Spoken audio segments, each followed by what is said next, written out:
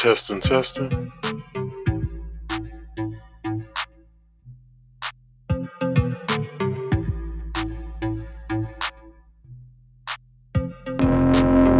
Marcus Speaks. What's going on, everybody? Welcome back to another episode of Marcus Speaks Live, where I get to talk about a whole bunch of shit that I like to talk about. Everybody. Hope I don't look weird on the screen because I wasn't messing with my settings. And here we go. We got a fucking bot coming through. I can't even start my show without cussing or whatever, because these bots want to come through. Anyway, everybody, let me get into the promotions. So, everybody, I'm sorry that's the wrong one. I'm sorry I didn't have this up, but welcome to Marcus Speaks Live. If you could, like this video, share this video, subscribe, and hit that bell icon to all, so you can get all of my notifications. As well, please don't forget, on Fridays, I do my game stream called Marcus Speaks Play. You can watch it not only here on YouTube, but on this YouTube channel, but my secondary YouTube channel, and Twitch. So, if you guys like games, that is the show for you guys to watch, alright? Like I said, my first YouTube channel, which my podcast resides on, Marcus Speaks Play, as well as my secondary channel, Marcus Speaks Play. I think I said that twice. Let me say that over. Marcus Speaks is the channel where my podcast resides on. Marcus Speaks Play is where my gameplay resides on.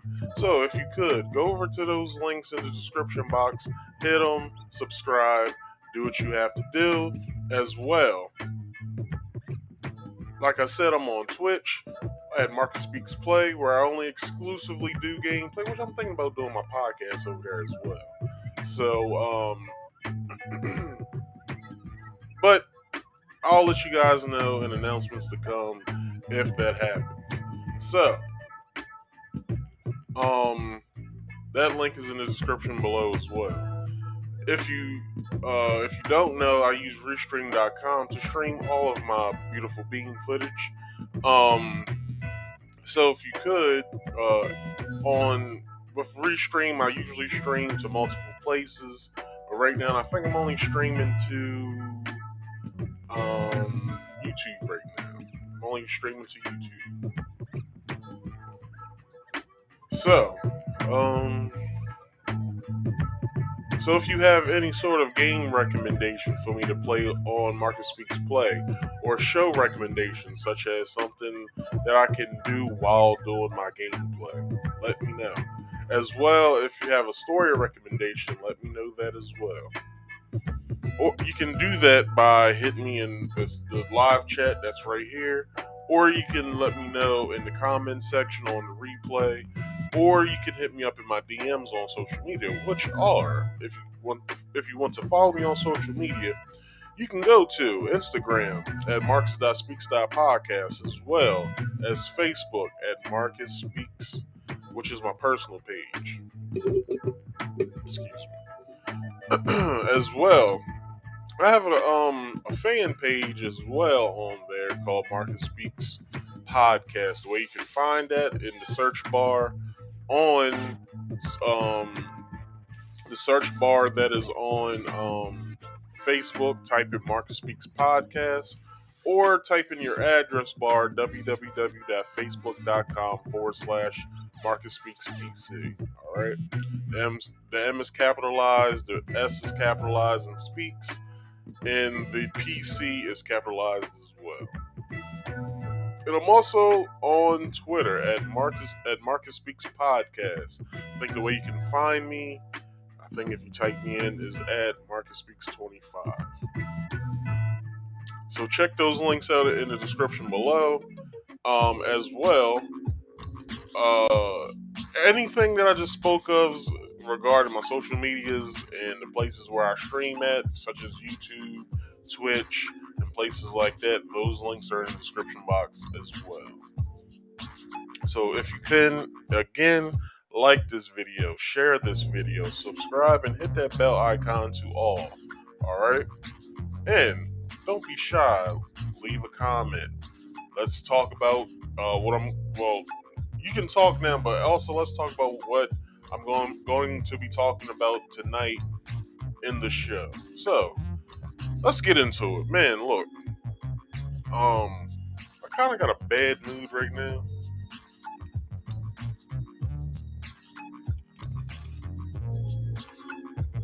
But I'm fighting through it for the simple fact that. Hold on, let me hold this up. Alright. I got some work to do when it comes to this OBS because for some reason I'll go and try to like tweak something and then everything else ends up all messed up. That's the reason why that's one of the reasons why I'm in a bad mood right now. Let me color correct myself real fast because I'm not liking how I'm looking right now.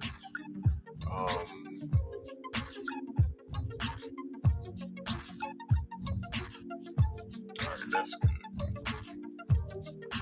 Alright, hopefully that's better. I should change my is it the gamma I want to change? I think that's it.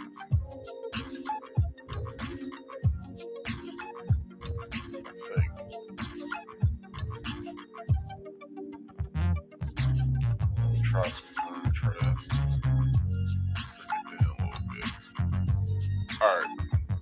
What I look like on my screen here. Let me see.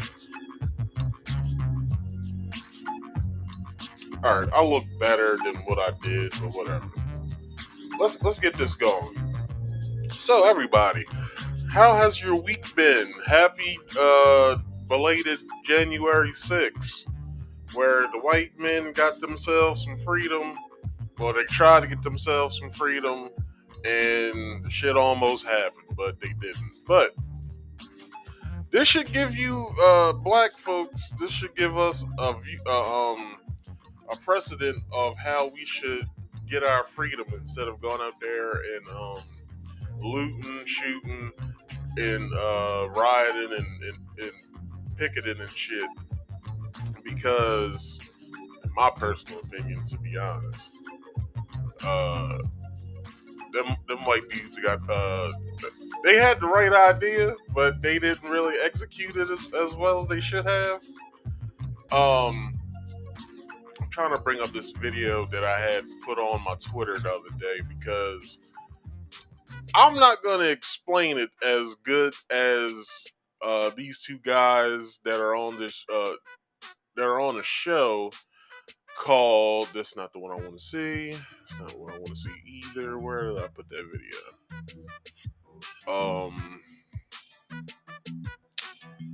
I didn't save it. Where did I put it at? I'm gonna have to find them. But yeah, where's the search on here? I need to start using Twitter more because let's see.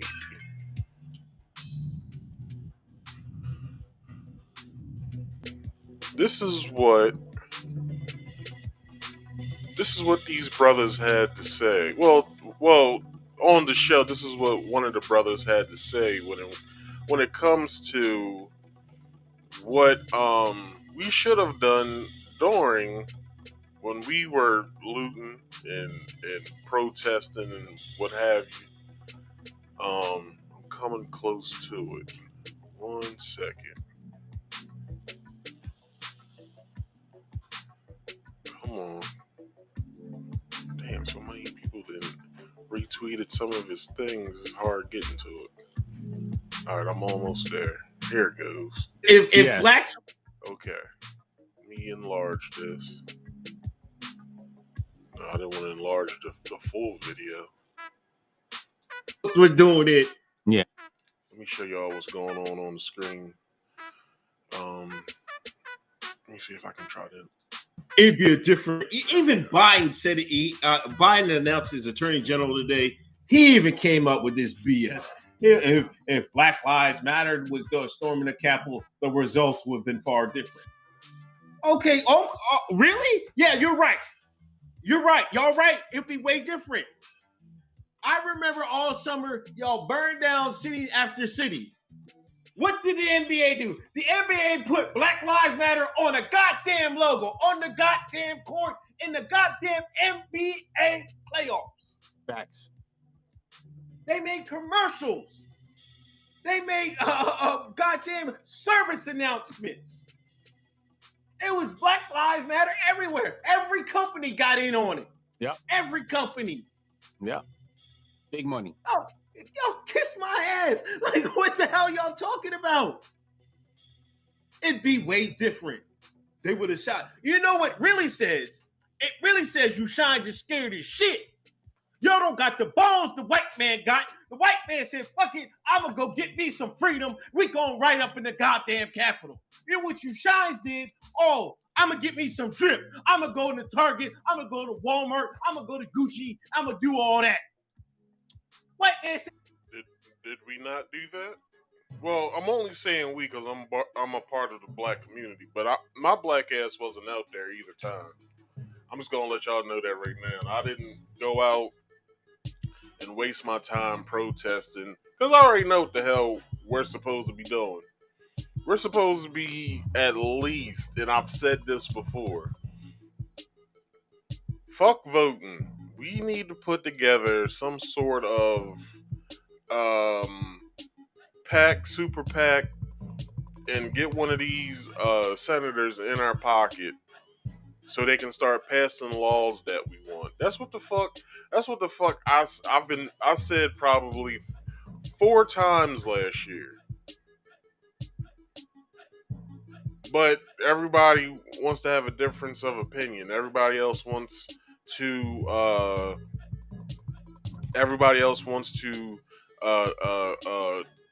try and save face and try to be with the goal.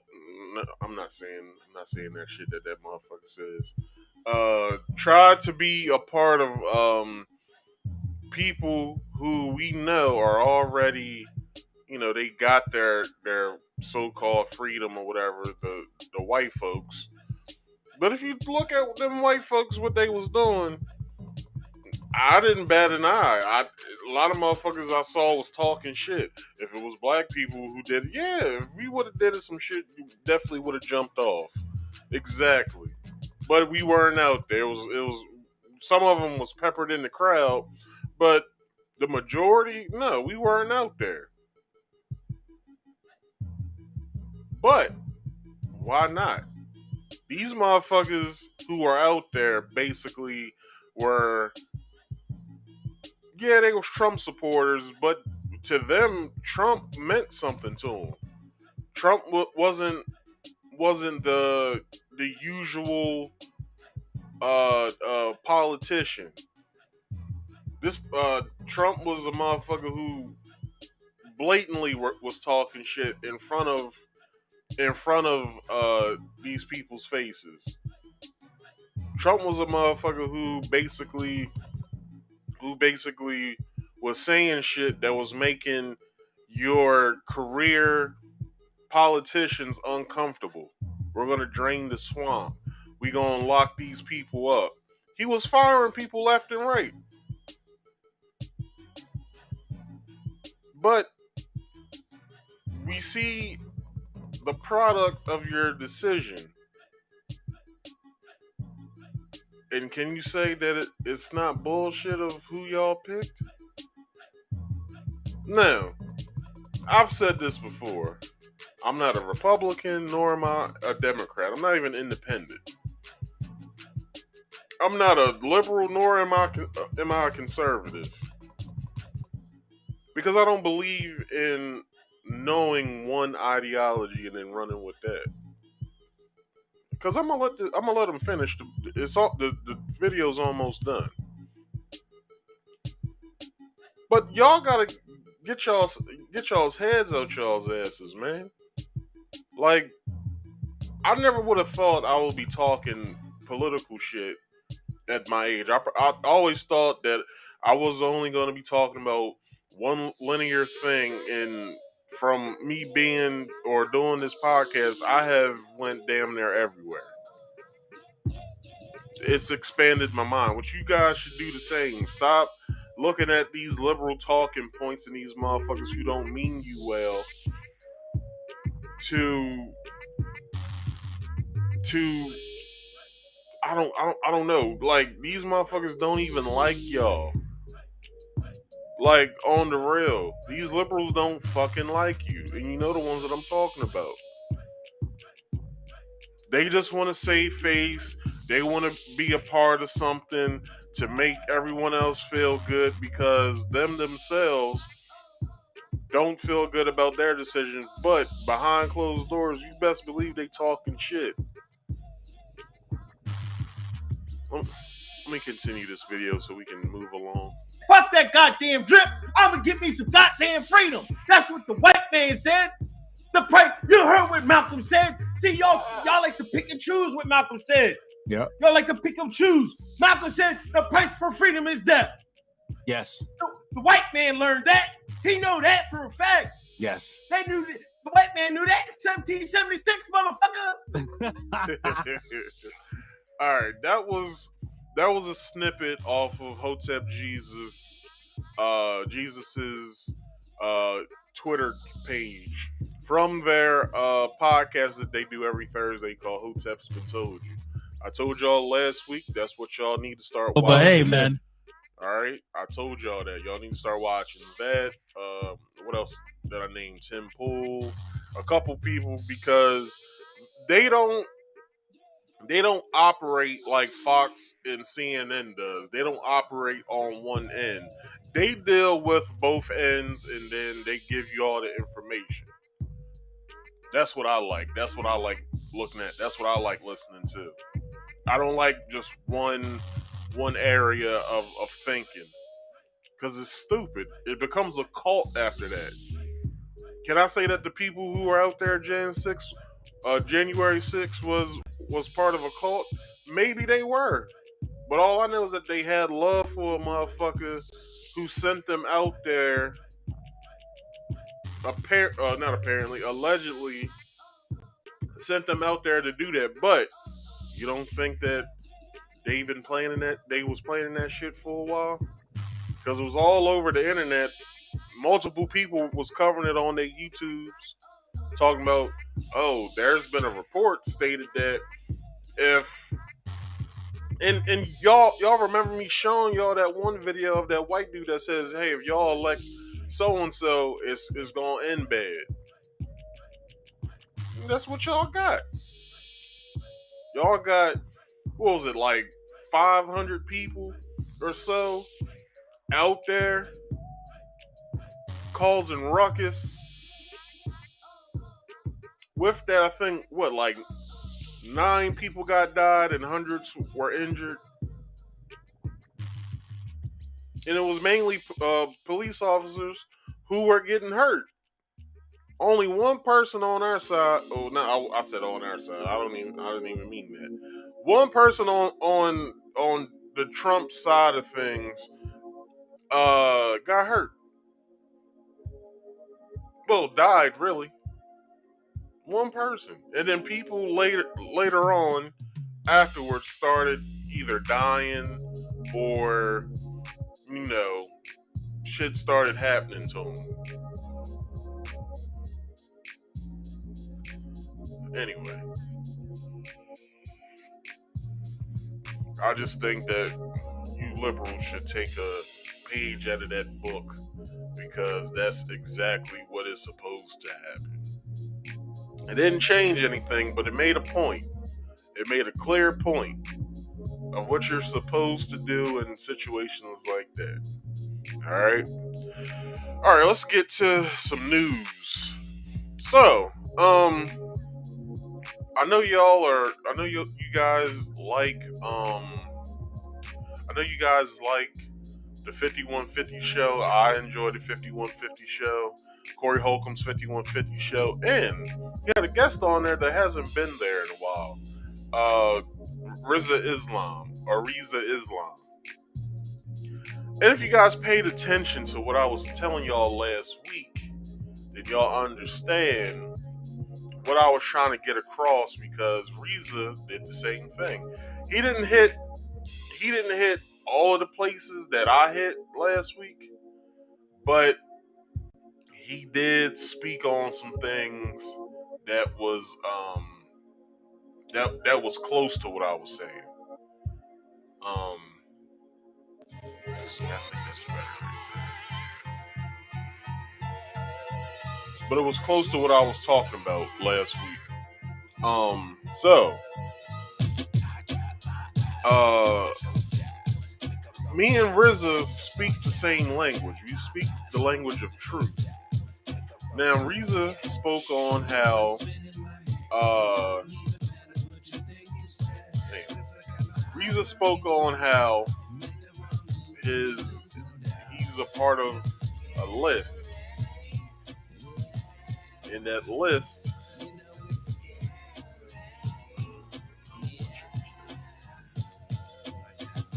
that the government put him on of truth tellers or whatever, or he said the name, but I forgot the name.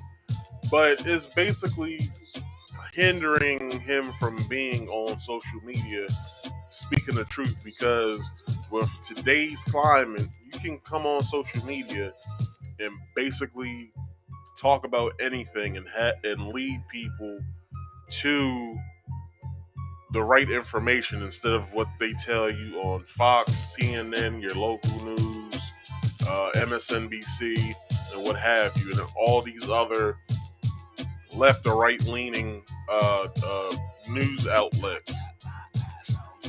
So, like I said last week, y'all need to start paying attention to information that doesn't have any course of them being a part of a group or some sort of cult like activity. They don't lean on whatever side that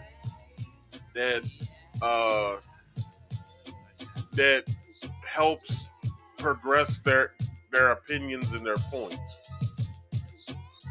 This is what I think, this is what I'm about, this is what's going on. And that's what I do. That's what I tell y'all. I tell y'all what's going on. I tell y'all the situations at hand of things, and I'll just give y'all, sometimes I give y'all the full thing. Sometimes I'll just give you guys the surface level information so y'all then can make your own decisions and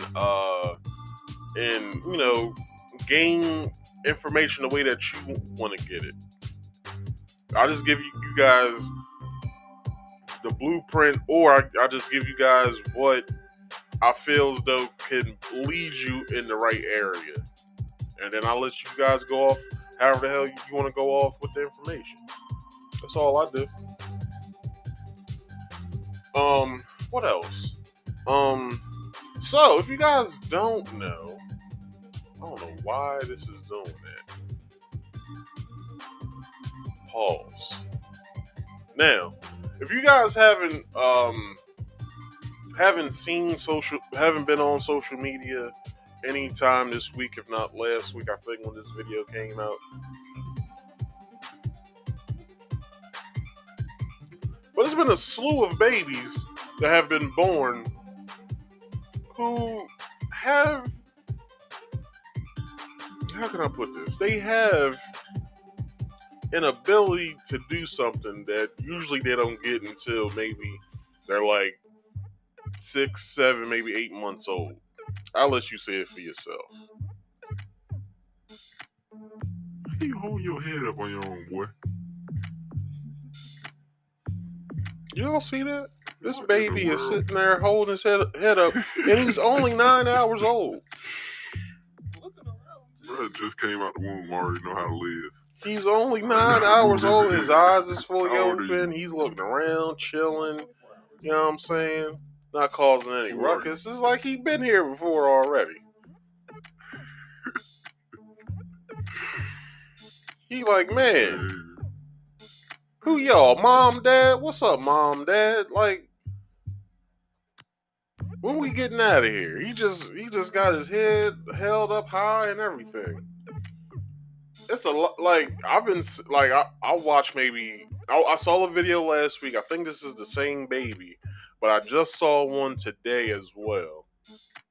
And it's shocking to see, because usually, when a baby, is born, they got the loose neck, you got to hold their neck. You ain't gotta do that with that baby. He'll probably be walking by Sunday. You ain't gotta worry about it. He'll probably get a job and everything by the time he's 1 year old. You ain't gotta worry about it. He cool. But no, if y'all guys haven't seen it, I felt that was very impressive because I don't know if these people got the jab or not, but maybe it could be a reason of why the baby is acting the way that they are now. Because there's multiple babies, there's multiple videos of these babies doing that. So maybe the punch, if you're pregnant, gives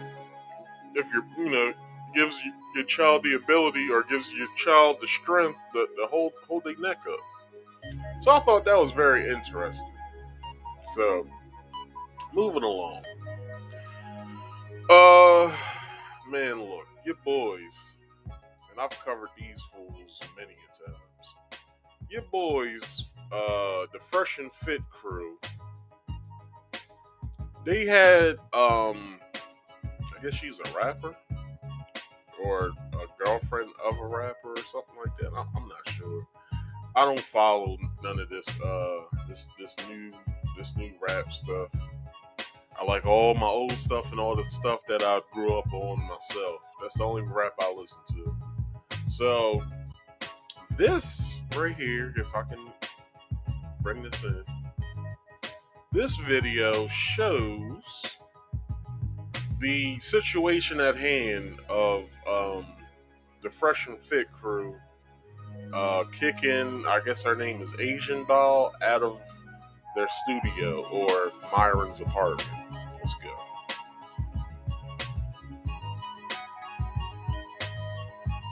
Yep, so we can do chats and then talk later. Alright, no, it was her turn to go. Jesus Christ.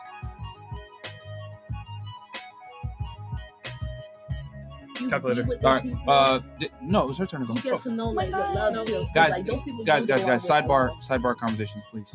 What about I've told you, this is like, this is like the 5th time I've told you that, right? Yeah. 6 time. Like, stop. For real, like, stop. He means fuck. I'll just keep it real, man. No, Like, but you he's haven't been here, cool. so you I don't haven't give a seen fuck it. about none of that shit. Yeah, it's the whole show. Yeah, she's been doing it the whole Gotcha. show. I'm not mean as fuck. I just have rules. Simple. All right, go ahead. It's podcast. Damn. What I look for in a man You a in mean club, ass that's nigga. like a porch. If you couldn't hear what they were saying over my music, I'm sorry about that. Or I can just replay it, to be honest. Here we go. Let's go Yep, again. so we can do You know chats what I and mean? then Like you talk be later. with those people. No, it was her turn to go. You get to know like what love feels. Guys, Like, those people you guys, don't go out with sidebar conversations, please. All right, what about I've you? told you, this is like, this is like the 5th time I've told you that, right? 6 time. Like, stop. For real, like, stop. He mean as fuck. I'll just keep it real, man. No, Like, but you he's haven't been here, cool. so I you don't haven't give a seen fuck it. about none of that shit. Yeah, it's the whole show. Come on. Yeah, she's been We doing got it the you, whole got you. show. I'm not mean as fuck. I just have rules. Simple. All right, go ahead. It's podcast. Damn. What I look for in a man You a in mean club, ass that's nigga. like approaching me. Hold on. Excuse me? You mean? I'm not mean at all. Okay, I don't care. Have you been here the whole time? No. All right, then. So you don't know what was I happening, don't right? give a fuck. Okay, then. So how you going to come on somebody's show, not know what go down, and say, oh, you're mean? It don't matter. I can say what I want. Okay, well, you can get the fuck off the show, too. I don't give a Man, fuck. Get off the show, chill, too. man. What? Chill out, Listen, bro. don't do my nigga like Nah, that. you can go. Chill, Baby, chill. don't She do ain't it. gotta You're not go. going to come on the platform. Bro, disrespect. Nah, Okay. chill, bro. Okay. She ain't gotta go nowhere. No, she chill, could go. chill, I don't bro. have to. Chill. Come on, baby. We don't have to be this mean. give We a can fuck. all be. Listen. Come on. Chill out, bro. Let's calm I'm down. sorry. He's hot. I'm calm. No, I'm We're good. very calm, but it's like, bro, you got to show a little bit Okay, of respect bro, on the platform. It's is cool, respect. bro. You talking about some other Chill. shit. I say you mean. It is what it is. What the fuck you want me to say? That's You not the truth, mean, though. You mad about I said mean? You grown as hell. Well, Yeah, well. Okay. So earlier on the show, Fuck. there's a lot back and forth. So he was just telling her to chill because it was like 5 times he told her to like chill. Yeah. So that's why. Okay, but I said he mean. Why he want to stop the shit? Well, do some dramatic. Because you don't know what was going on. We are I holding don't the show. know. It's good though, bro. Why, Hey, why would yo. that piss you off? Chill, bro. It's all right. We all right. We good. He want a moment. Get a slow. We good. Let's keep going, bro. We all I right. want to leave. Let's keep. No, Baby, don't you leave, got. please. I won't. Please. Okay, just like from here on out, like please on his one ass, at a he's time tripping. because we're gonna Yeah, take the show we'll right now. start Okay? it over. I promise I won't say nothing. I promise. Yep. So we're gonna. All right.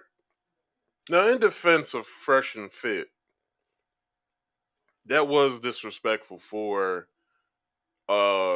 Asian doll and whoever the other lady is or young girl is. That was very disrespectful to be talking, having a side conversation on microphone, because not only if I had a guest here and it was and let's say I had the same setup as them, you guys could hear that side conversation.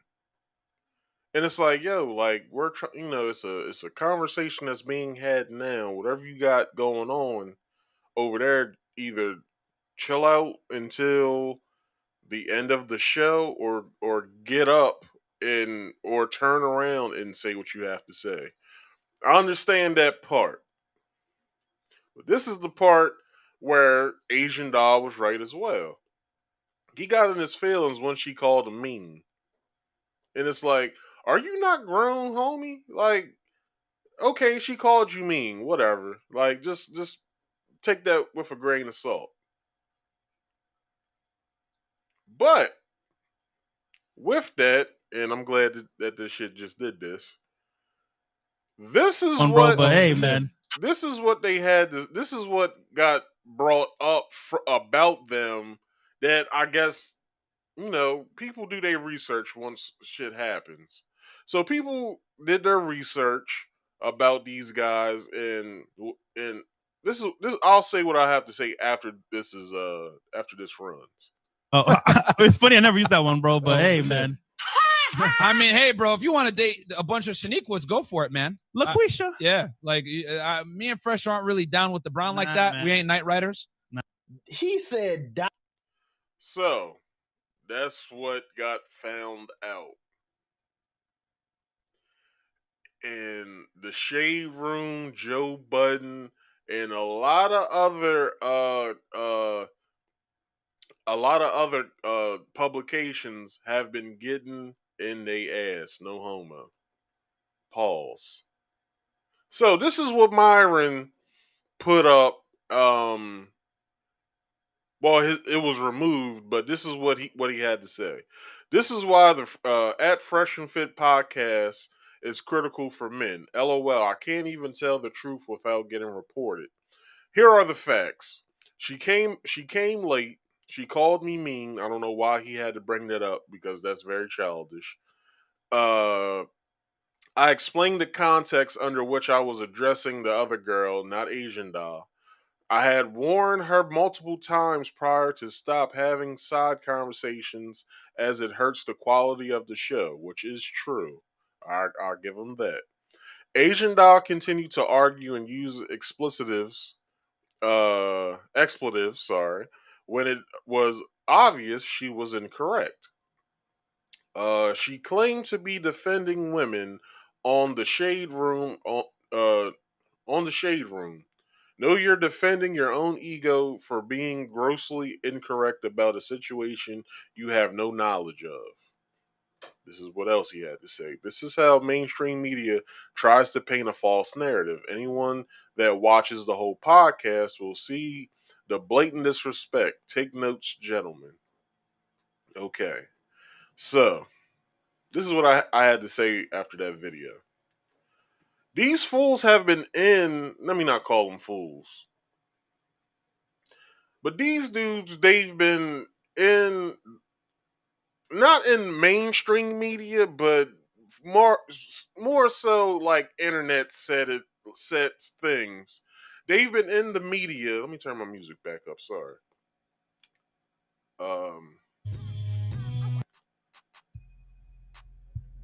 So yeah, these guys have been in the media or the internets, and they've been saying some wild things, man, when it comes to women. Well, not women, but they just been in the media talking greasy or whatever, and uh, a group of guys,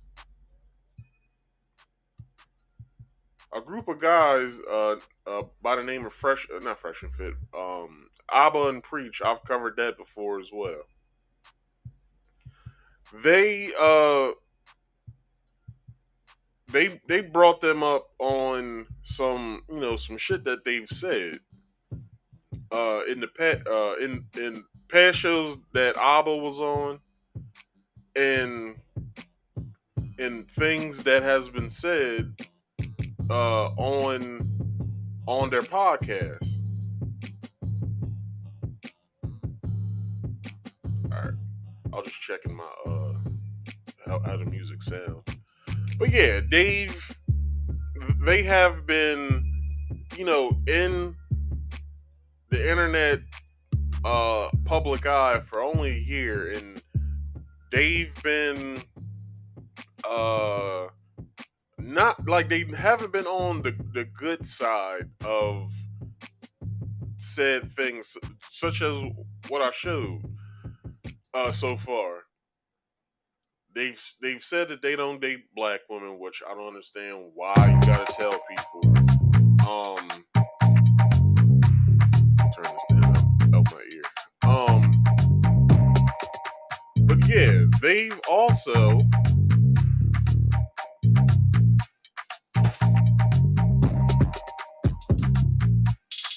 sorry, something just spider dropped out my ceiling or off my ceiling. This is a little loud. So,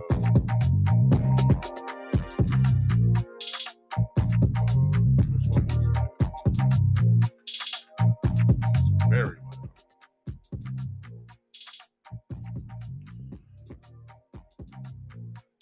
All right, sorry, y'all.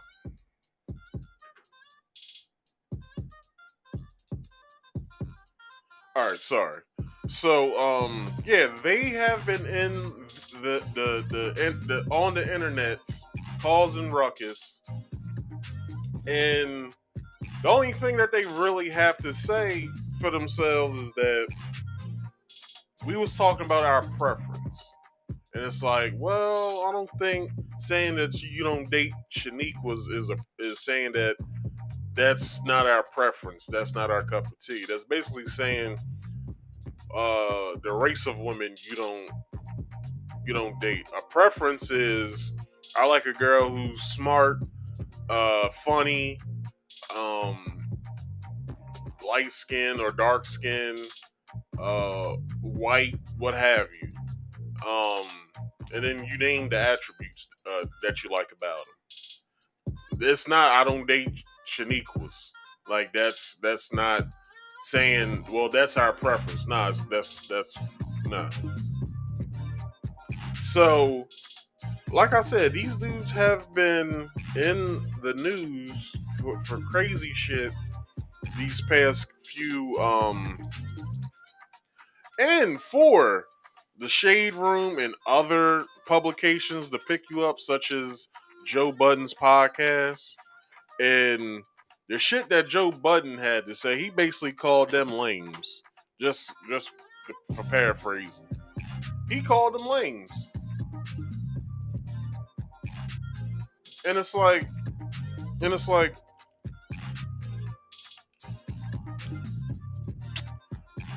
y'all are finally getting in the public eye to the point to where these other big shows are catching on to who you guys are. And now it's y'all gotta watch yourselves. Because it's every little thing now after this is going to be brought up. Every little thing now is going to be brought up. So you guys have to watch yourselves. and I'm not on their side when it comes, like, because I don't watch their content, because y'all already know how I feel about these guys. But you guys have to, y'all have to be more smart about how you guys conduct yourselves from now on, because the Shade Room, okay, cool, but once Hollywood Unlocked gets to you, once Tasha K gets to you, once Daytime Tea Time and all these other like bloggers or vloggers get to you, these gossip channels on YouTube, dog, look, they may not affect your audience much, but they will paint you in a bad light, especially Tasha K. I watched a few of her videos before I said what I said about her last year. And Tasha K, although that she has a stupid gossip channel, people watch her. She has at least 15 to 20,000 watching, just like them. They got 15 to 20,000 watching them at a time. Sometimes more from what I've looked at on their numbers. So and this is what I also wanted to bring up. So they brought the young lady who they were being I wouldn't say mean to, but they were being very blatant with what they expect out of her. I'm trying to figure out where it's at. I think this is it right here. So this is what happened. Had her come on the show, and basically they apologized. Drinking, her. it is what it is. You interrupted several times. It's fine. It's not your fault what happened yesterday. And I've said this several times. What Asian Doll did was she basically used you as a No, she did not. She used you as a pawn Asian Doll would never because use me. because okay, you could feel that way. That's fine. But the For reality what? is, she went on and said, to use me for "Can you please let me nothing. finish? She got Can you please let me finish?" Same thing what we was just talking about. She used you, whether you want to accept it or not. She used you as a pawn to say, "I'm defending a black woman," when in reality, what happened was me and you had been And having you an used me interaction. to belittle her. Come on. All right, man. I think we're at a point of diminishing returns. Yo, chat, what y'all want, man? Give me a 1 if you want a castle. If not, then if you want to hear her side, give me a 2. What does the chat say? Chat, Chris? What does the chat say? Can I say something? Yeah, what's up? So a second ago, she was asking why you told her to shut the fuck up, but I see. Sorry. All right. So, basically what happened, and I've only been looking at clips here on Twitter. I don't watch the show. All right. I promise you, I don't watch the show. Why am I redder than what I was? And I'm shinier than what I was. The fuck, man. Like I don't understand anymore with this.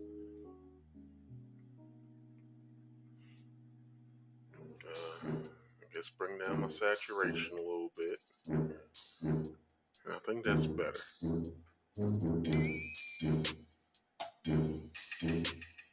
Let me see.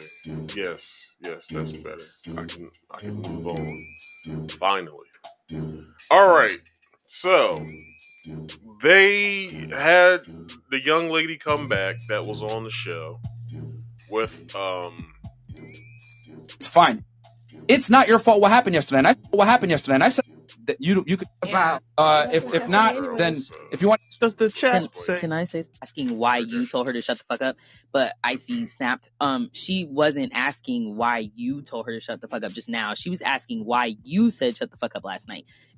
Right. But although they apologized and all this other foolishness, they also they got themselves to the point to where I think the girl stayed, because I'm not gonna play this full clip.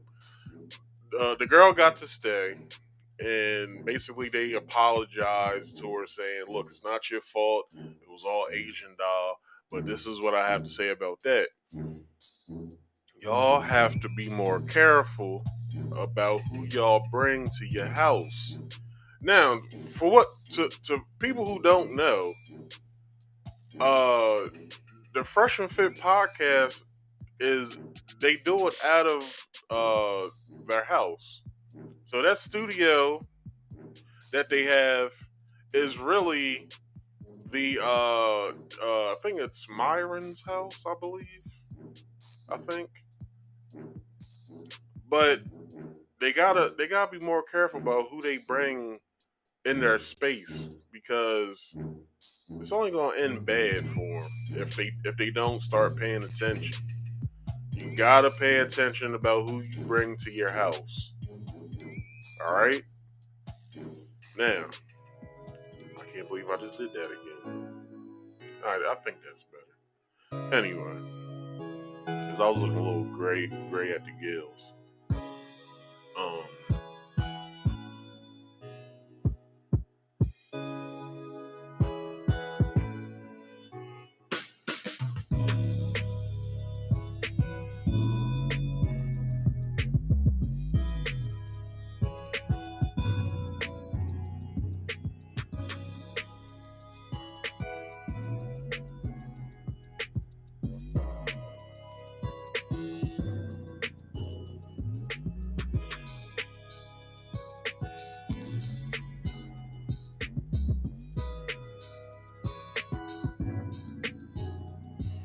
all right, I'm not touching that anymore tonight. I'm not touching that anymore.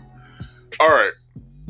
So, what I have to say to that to end it is, fellas, be more mindful about who y'all have at your house. 2, know who you're bringing up there. Know some sort of background about them. And then 3, I know that this is y'all's bread and butter, having the girls at the late night show and all that. I know that's y'all's bread and butter, but maybe with y'all's other shows that y'all do, kind of have the same atmosphere, but have more professional women, come through that aren't, slutty and shit like that. If from what I hear, they do a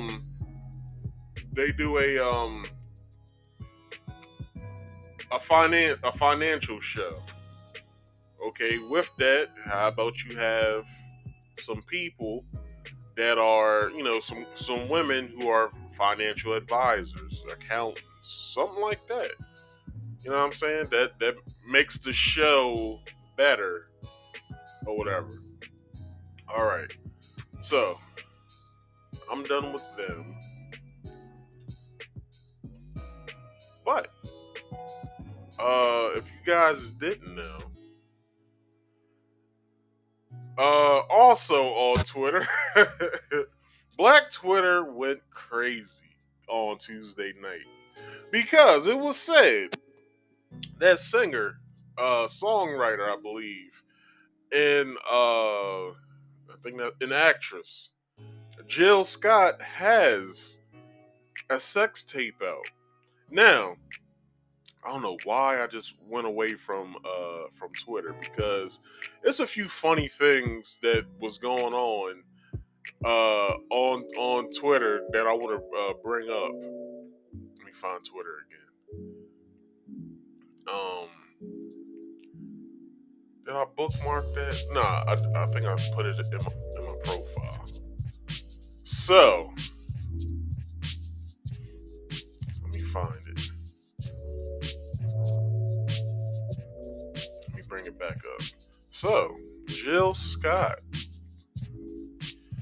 I think I say, yeah. So let me search for show the thread. So there's some funny shit going on here. So, so one person says, I have been informed that this is in fact not Jill Scott. I have been led astray for 6 years straight. But it was another one that was funny as hell. Let me see.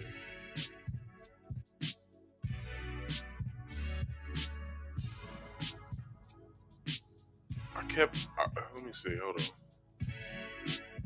Because most of these were funny, but it was one of these comments that had me dying laughing. Now this is funny as well. I need to find the video tonight. Let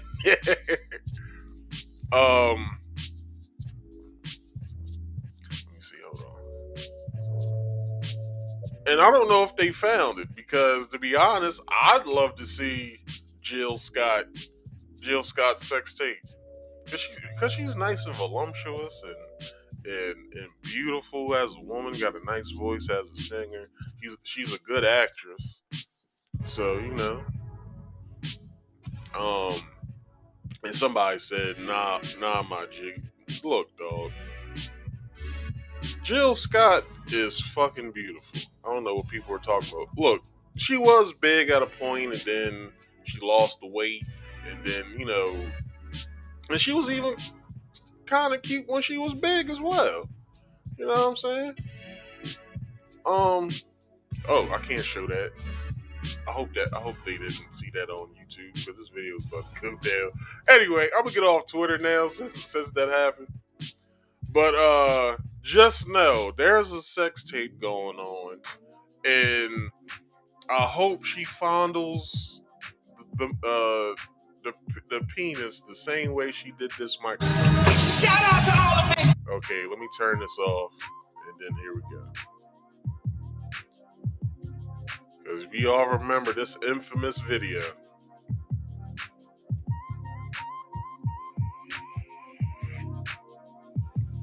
I won't show anymore. But if I find it, I'll make sure I'll if you guys follow me on Twitter. Follow me on Twitter. If I find it, I'll post it so you guys can see. All right. So let me get out of here. So everybody, I have quite the show for you tonight. I like doing my little banter and giving you guys the news first before I do my show because it works out for everybody. And I know I started late, but I'm here now. So check this out.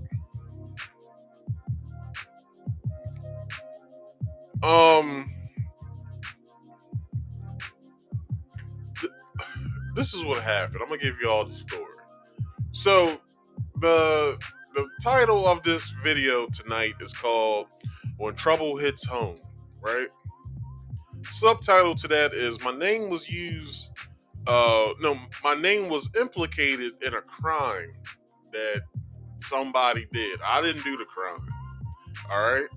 So if I can reset the room real fast, please like this video, share this video, subscribe if you're new, hit that bell to all right?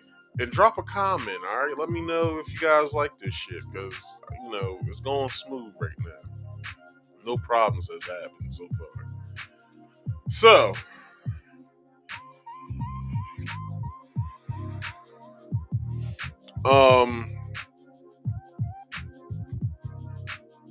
this is what happened. And I'm gonna run it down. So last Saturday, after my stream had happened, so I do my show in my basement. This is the only free space that's in my house. So I was called to ask. I was asked if I had ordered a pizza. That's the reason why in the thumbnail you guys see a gun and a pizza. So hello everyone. I'm gonna I should have put that up earlier. But anyway, I always forget, but whatever. So let me run it down. Let me run this down. So while I was streaming, a crime was committed in my neighborhood last Saturday. All right. Somebody got beat up, and this is what they said to him. Give me your fucking money! So, with that, secondly, it was an unknown assailant that did it, because I don't know the person's name who did it yet. If you guys follow me on Instagram. I put up an Instagram video, which was supposed to be on both Instagram and Facebook, but for some reason the sound wasn't working when I did it on Facebook, so I deleted that video. But if you want to watch it, it's the third square on the right, or it's the third thing at the top. So basically, I explained it or whatever, or what happened. This is the part that's unclear. The criminal, while ordering the pizza, I guess, used my name, but he used the wrong address of where I lived. He actually used my cousin's address that lives directly next door. So I get called upstairs, and I was told that the cops are outside. They want to talk to you. So I walked outside. I was like, "Hey, what's going on?" They had G.I. Jane because it was 3 cops. One of the cops were a white female, was a black male, and a white male as well. So it was 3 cops outside. 3 cop cars, 3 cops. So G.I. Jane was like, "Are you Marcus?" I said, "Yes, I'm Marcus." She said, "Did you order a pizza earlier?" I said, "No, I've actually been on YouTube for the past, I think my last week video was almost 3 hours. I said, I've been on YouTube for practically 3 hours now, doing a show." So she was like, "Are you sure?" I was like, "Go on YouTube and look at the last time I streamed. Just look at the last video that I've done." I was like, and it's 3 hours, almost 3 hours long. I said, because it'll tell you at the top, last streamed, then it gives you the time. Or if you do like a pre-recorded video that you want to premiere live, it'll say premiered, then it gives you the time or whatever. Plus, with my videos, I put the location and the date that I've done them. And then everything else, it gives you the like last stream or whatever. So with this dude, I don't know who it is yet, but when I find out, I said on the Instagram video that I'm putting hands and feet on this motherfucker. I mean, I'm gonna get medieval on this motherfucker on the rail, because if you guys haven't paid attention to my channel, my 13th video explains it all. Alright? And as though I'm very remorseful for what I did, and I became back friends years ago with the young lady. I don't want none of that bullshit trouble. I don't want to look for a lawyer again. I don't want to be doing programs again. I don't want to do community service again. I don't want to do none of that bullshit, because if you're late, if you don't show up on time for things, they automatically can kick you out, and then your ass out. And then when it comes to you going to court, the judge looks at it and he's like, "Oh, well, looks like you missed a day, blah, blah, blah. It seems like you don't want to take this seriously." Like, I've done all this shit before. I don't want to go through this bullshit again. But I haven't been on the opposite end of suing a motherfucker, and I will. And I got the time and the money. So, homie, if you watching, I'm pretty sure this is on Facebook, because I put it on Facebook. But if it's not on Facebook, forget it. But if it is, if you watching this, obviously you know where I live. So why don't you come and knock on my door? Why don't you come knock on my door and be like, "Yeah, I was the dude that did that shit," so I can put hands and feet on you. Because it's not a fight you're gonna win. Because I'm pissed the fuck off. Now check this out. I don't play that shit. You put my name and my family and other parties involved in danger with your bullshit, bitch ass nigga. For the simple fact that the cops got involved with this robbery, and now I don't know if I can order wherever he ordered from, I don't even know if I can order from that place now. For the simple fact that they'll see the name and be like, "Oh, we're not delivering in that neighborhood anymore," or for him because he likes beating people up. I don't even know if I can order a pizza from this place now. So, another thing. So, what do y'all think I should do? If and or when I find this dude, what do y'all think I should do? Do you think I should beat him up or leave it alone? Y'all let me know. Cause me, I intend to get medieval, like I said, on this motherfucker. So, homie, if you watching this, like I've said before, I suggest you turn yourself into police before I catch up to you, because I know my cousin. If I tell him how I feel about this, he's gonna be game too. If we catch up to you, it's not gonna end good. On the real, it's not gonna end good. All right. Let me keep going.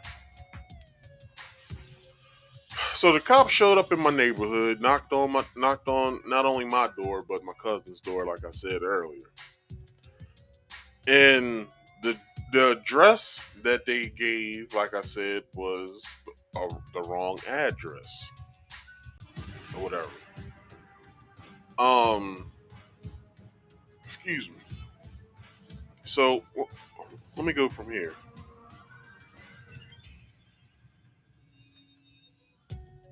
Um.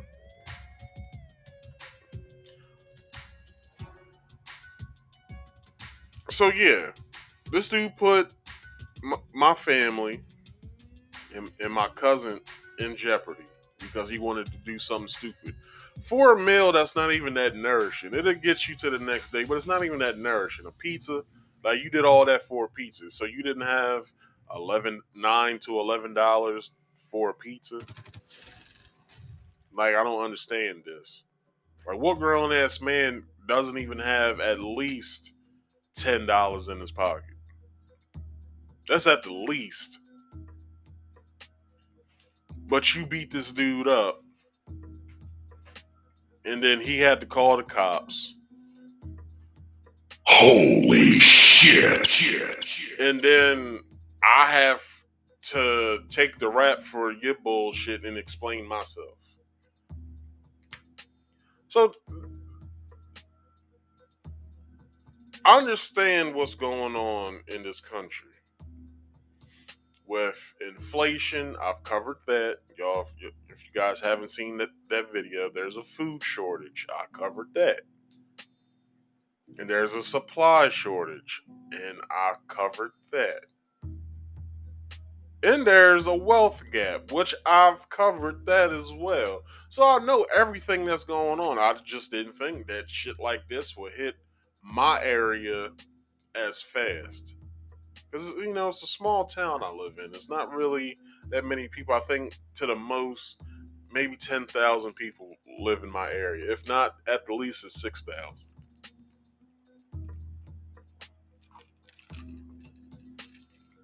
I don't really live in a large town like that. And possibly, we could have a water shortage. I haven't covered that yet, but it goes along with the food shortage thing, so I understand. But I understand why he did it. He was desperate. He did it in desperation. I understand what you're going through, but you gotta answer for your actions. And the word for tonight is accountability. All right? It's imperative that you guys remember this tonight. It's called accountability. Anything you do, you have to be accountable for. So, you guys heard me cover when Clarence Avon's wife was killed in a home invasion. Why did that man do that? He did it out of desperation. He didn't have he didn't have a job. He was hungry. Not meaning hungry as in he wanted something to eat. Meaning he was hungry meaning that he didn't have a lot, so he went to a person's house that had more than what he had, and he ate, and then he killed someone in the process.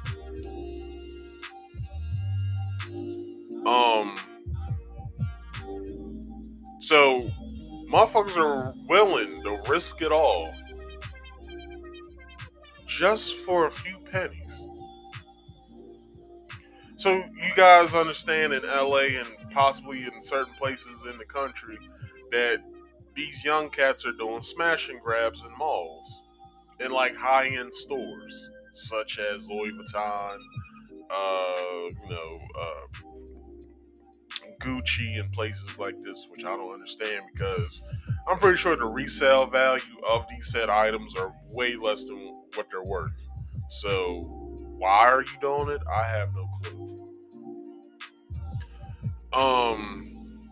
But it's a never-ending cycle. If you steal today, you gotta rob tomorrow.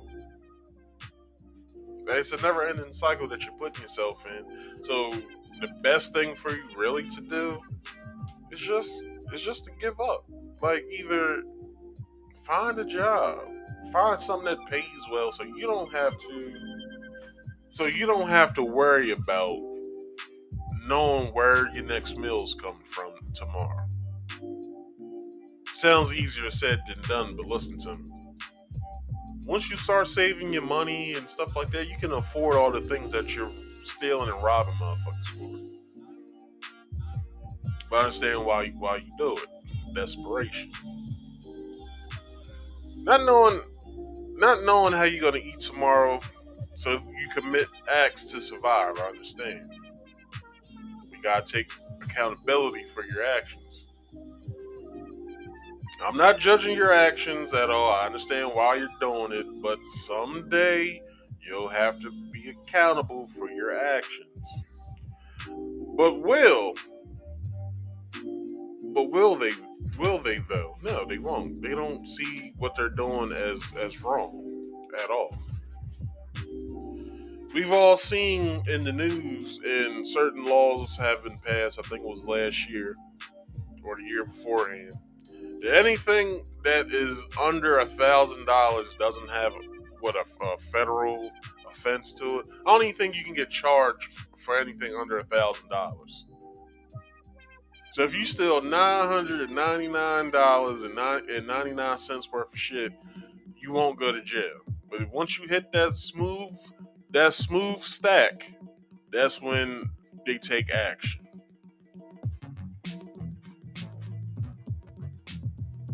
But, a robbery is a serious crime because let's say you are a reseller of said items. You got the okay from these establishments, as let's say Gucci, Dior, and all this. You got the okay to resell these items, but you're a small business, and then you get robbed. You don't have any insurance on any of this shit that you're reselling. So you have to take the blunt of the cost of what was stolen, and you possibly might have to shut down or go out of. It might put you. These people might have put you out of business. But I understand why they do it. They do it out of desperation. But you have to take accountability for your actions one day. Your time is ticking. As well, I brought up in a later podcast that I'm neither Democrat or Republican. I haven't brought this up today. I'm neither leftist or rightist. I'm neither liberal or conservative. I'm a free thinker, and I will remain a free thinker. Although I have my own views on things that may sound like I'm a part of either of these groups. I'm not a part of the group of these group thinks or think tank groups, hive-minded ideology groups. I'm not, because somebody may be saying right now, well, if you from the hood, you understand. If you saying you understand, that means that you come from the same place that they come from. I do, but I got a different way of thinking. I know it's wrong to fucking steal from somebody. I don't do that shit. Like, I got money. I don't need to steal. Maybe when I was younger, a teenager, I might have stole a few times. Never got caught, but still, it's like I don't do that now. And I have a good paying job. I can go and have a $200 steak dinner if I wanted to.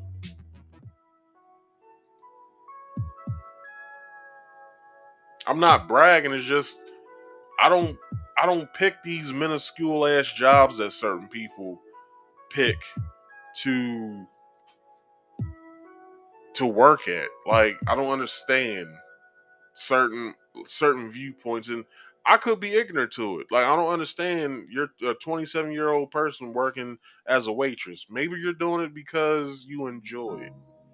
But me, I see that as a job for somebody that's in high school or in college, just getting by until they have a career or find a better job or something like that.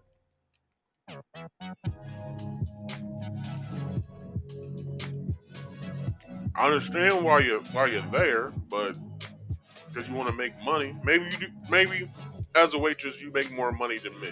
Let's say that. Maybe you do, because I know that you don't, but maybe you do. Who knows? All I'm saying is take accountability for your actions, man. Because for you to do some sort of illegal activity but then involve me in it, well, I gotta be your father now. I gotta beat your ass and then teach you afterwards. I have to do it. I have to do it. Like it's not when I'm gonna do it. It's I'm going to do it whenever I find out who this person is.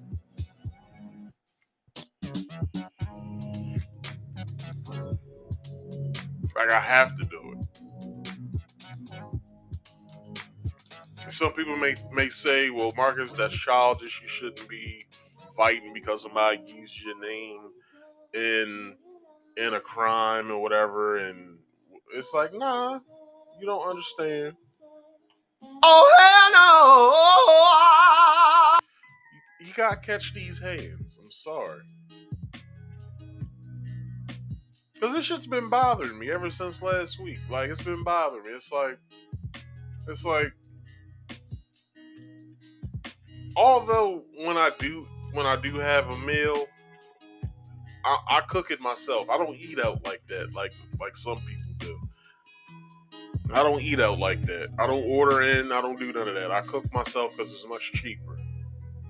But if I do, when I do, I'm usually, already out of the house, and I'm like, oh, well, let me stop and let me get something, get something to eat, or let me order something to eat, and then let me go and pick it up before I go home. Like, I don't usually order in unless I know I'm going to be in the house, and I haven't fixed myself anything to eat. That's the only time when I order out, and that's rarely even something that I do all the time. It's probably like a once in a while thing. Because usually when I fix my dinner, I usually fix since I work throughout the week, so I prep all of my food for those 4 days that I go to work. And then on the weekends, I'm eating the same thing all weekend. And then it's back to the swing of things back at work. I'm prepping, and I eat what I've cooked for the week, and then I go and cook my dinner for the weekend on Friday, and then I have that Friday, Saturday, Sunday, and then it's a never-ending cycle that I'm doing it because I don't have time to cook things for myself every day to take to work and then cook again every day, Friday, Saturday, and Sunday. I don't have the time. Because I'm doing this, and then I have other life things that I have to do. So then it's like I don't have that much time to do a lot of shit. I wish that there was more hours in the day, because then I would have time. But I don't have the time. let's get into some of this good stuff. So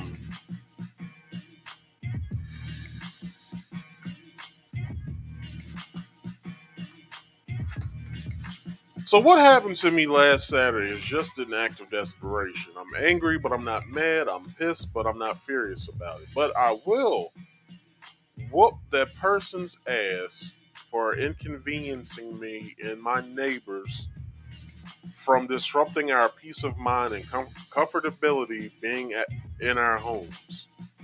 That was an act of a person that has yet to grow mentally and has yet to grow out of a statistic that plagues black men and black people across the country for decades. Don't be a statistic and live your life away from the statistic lifestyle and was placed in front of you to live because it will only lead you down one path and one path only. Be smarter than what you think you are. I turned out fine, making the choices for myself, and it works better than the other choices. So it has been said, once the ability to provide for yourself economically and jobs leave a town and or city that once in the past provided many opportunities for families to provide, protect, clothe, and shelter their families. Once that ability is taken away, crime goes up in these places. Here's a list of places who have seen the brunt of this action. One, Gary, Indiana. They had the steel mill industry. Once that went away, crime went up. Baltimore, industries such as like Domino Sugar and places like that. Once that went away, crime started going up. And if you go to Baltimore, you'll see their dilapidated buildings, which I think you can finance for like $1, build up and sell the shit if you want to. These abandoned row homes. Philadelphia, Pennsylvania, Tasty Cake. Tasty Cake was once in Philadelphia. They took that out, and then crime started going up because Tasty Cake was a good place where a family could provide for themselves, clothe their family, feed their family, stuff like that. Plus, with all the defect cakes, you can take defected cakes home. They're still edible. It's just it doesn't come up to their standard. Like maybe it didn't have enough icing or something like that. You can then bring those cakes home as snacks for your kids or yourself, and then boom. Now the two places where I know Tasty Cake is at is, or the one place where I know Tasty Cake is at, is a town that I lived in between the ages of 24 to 26 and a half when I lived in PA. It was a Tasty Cake there.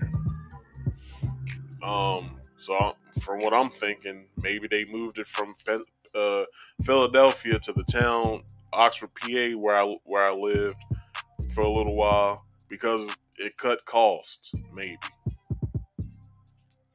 Um, there's another Tasty Cake somewhere else where I've been, but I can't remember where.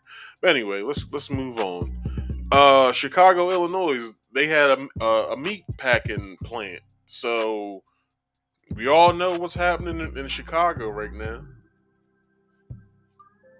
Crime goes up once it's a crime goes up once a place that pays a lot of taxes to the town and state that these places reside in. Once once that tax base is taken away and the town can no longer provide certain programs and stuff like that, shit just gets out of hand. And then crime starts going up because you gotta get it some way. You gotta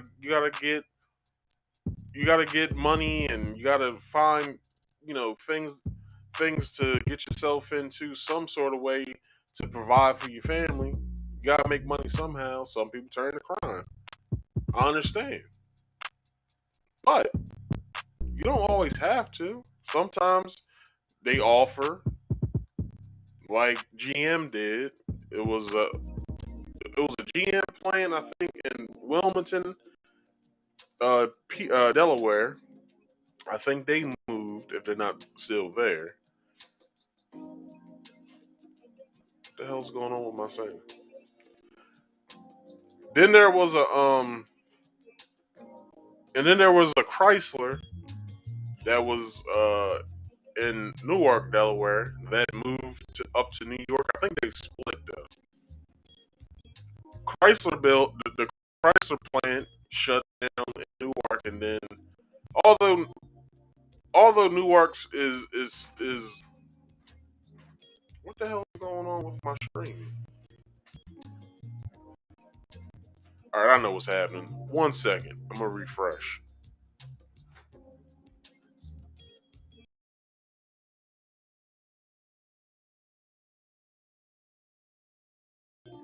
All right, I'm back. Let me see if this makes it better. All right, it should be better. Hopefully, it's better. So, what was I saying? So yeah, once the Chrysler left Newark, although Newark gets their some of their tax base from the University of Delaware, so it's still thriving, it's still good and stuff like that. But crime happens everywhere, so you got to put that in perspective as well. But I don't really hear much crime coming out of Newark as I do Wilmington, but Wilmington is normally like a surprise. They had like just journey into Wilmington, Delaware. Journey around everywhere. Journey around Southbridge, North Side, East Side, West Side. You all let me know how you know how it is. Y'all let me know what y'all think of that city.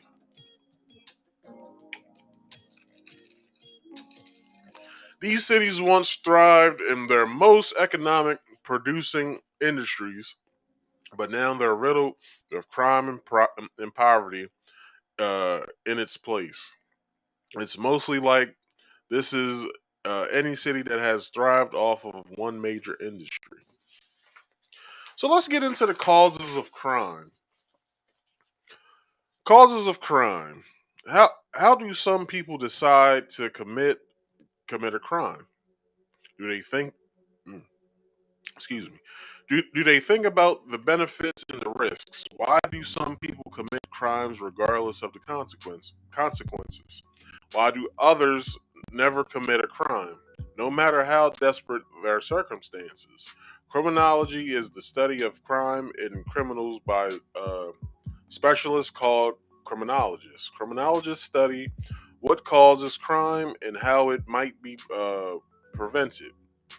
Throughout history, people have tried to explain what causes abnormal social behavior, including crime. Efforts to explain what causes abnormal social behavior, including crime, efforts to control bad behavior, go back to ancient Babylon's code of Ham Hammurabi, Roby, some 3,700 years ago. Later in the 17th century, European colonists in North America considered crime and sin the same thing. They believed evil spirits possessed those who did not conform to social norms or follow rules. To maintain social order in these settlements, persons who exhibit uh, antisocial behavior has had to be dealt with swiftly and often harshly. By the 21st century, criminologists look to a wide range of factors to explain why a person would commit crimes. These include biological, psychological, social, and economic factors. What the hell is going on with my stream, dog?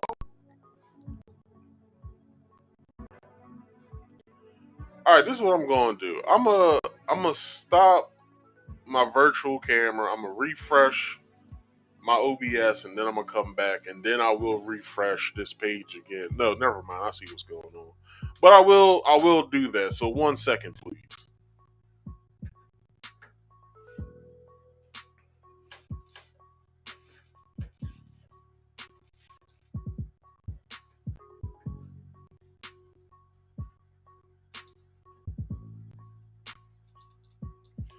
All right, I'm back. Now and again, let me refresh this real fast again.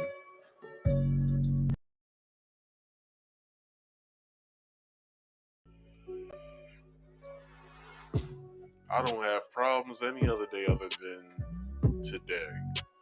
But if y'all can, like this video, share this video, subscribe, and hit that bell for all my notifications when they come through, alright? So, where am I at? Factors. Okay. Usually, a combination of these factors is behind a person who commits a crime. Reasons for committing a crime include greed, anger, jealousy, revenge, or pride. Some people decide to commit a crime and carefully plan everything in advance to increase gain and decrease risk.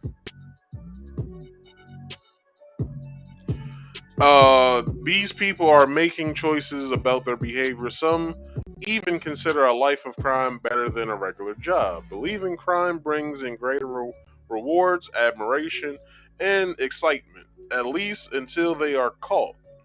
Others get an adrenaline rush when successfully carrying out a dangerous crime. Others commit crimes on impulse, out of rage or fear. The desire of material gain, money, or expensive belongings lead to property crimes such as robberies, burglaries, white-collar crimes, and auto thefts. The desire to control revenge,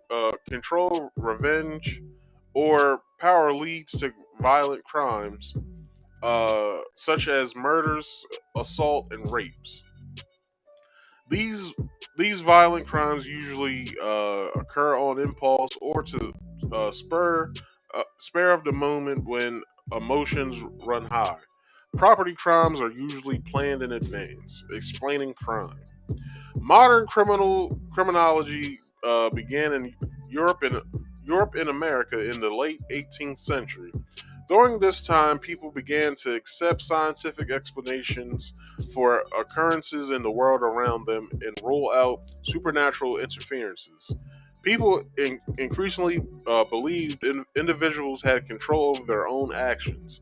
The idea that people were driven by reason and influenced by their social environment began a dominate explanation about why people behaved the way that they did.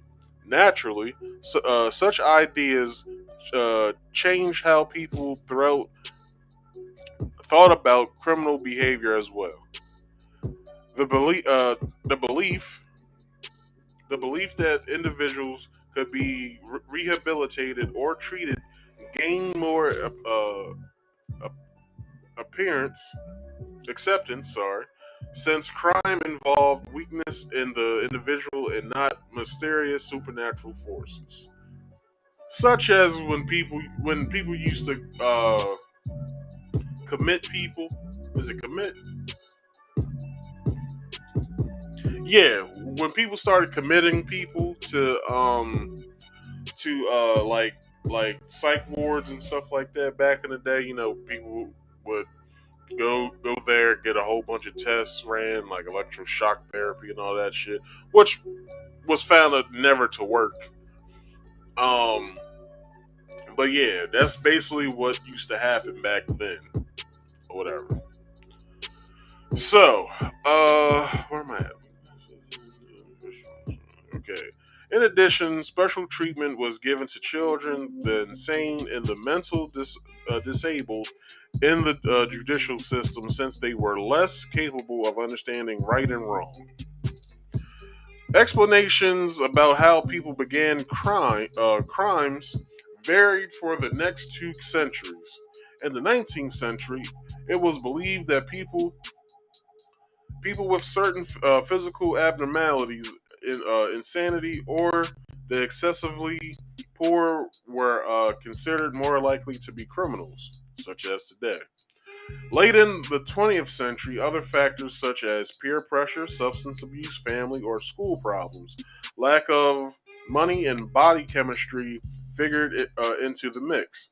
Throughout time, various explanations for criminal behavior fell into two basic categories: individual abnormalities, both physical and psychological, and social environment, which includes financial matters such as whether a person was rich or poor or in between. Social and economic factors.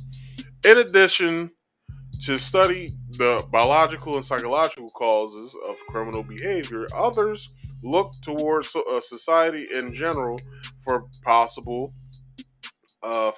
causes. In the early 1900s, researchers believed social changes occurred in the United States, such as an industrial economy, replacing their early agricultural economy. Sorry, I keep messing up these words. Uh, Industrialization and the growth of cities, urbanization, as well as the steady flow of immigrants from Eastern Europe affected crime levels. A reform movement known as the Progress Movement attempted to solve increasing crime stemming from social causes. As part of the growing concern, the University of Chicago's Department of Sociology, the first of its kind, formed in 1892, focused on how city problems could lead to criminal behavior. By the 1930s and 1940s, its pioneering research efforts began, known as the Chicago School of Thought, and influenced research across the nation and abroad. The researchers claimed criminals were ordinary people of all racial backgrounds who were profoundly influenced by the poverty and the social instability of their neighborhoods. They claim such a poor social and economic environment could produce all types of crime. All right. Other researchers looked at various ways society can influence crime. Criminologist Edwin Sutherland, influenced by the Chicago School, first published Principles of Criminology in 1939. Sutherland uh, argued that criminal behavior was learned, not an inherited trait. Okay, what is going on with my sound now? Like I'm getting pissed off. I'm getting real pissed off right now.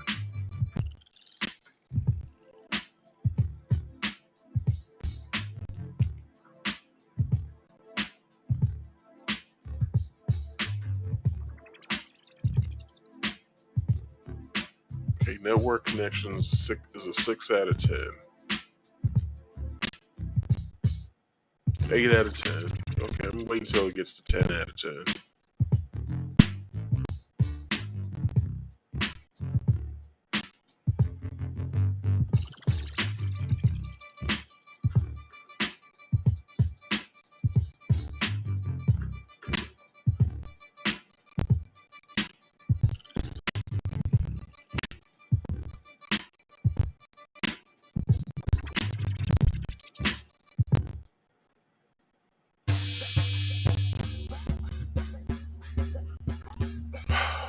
This shit, man.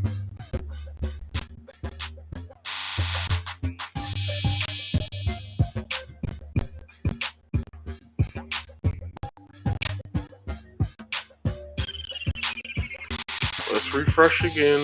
I'll be back.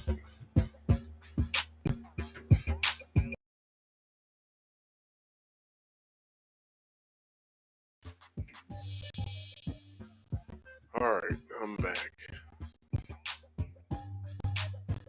Still the same issue. 7 out of 10.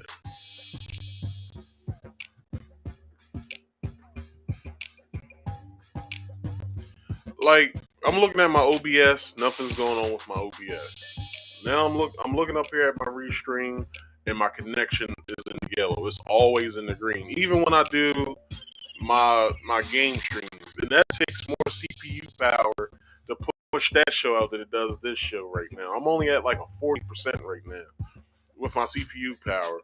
My game streams, they show that percentage shows up at like a 96 to damn near 100 sometimes. I don't understand what the hell is happening right now. Like, I usually have great connection. So what the hell is happening?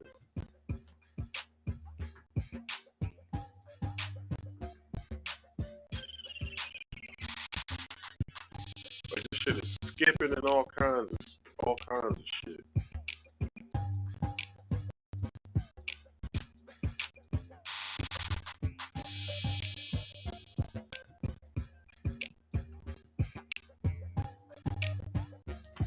This is ridiculous, man. I done refreshed as many times as I could.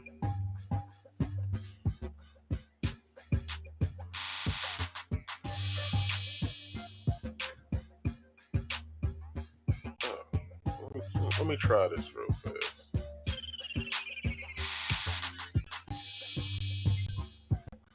Let me see if that helps, because I did have my Xbox on still. If that helps, then I'm in the clear. If not, then I don't know what the hell I'm gonna do.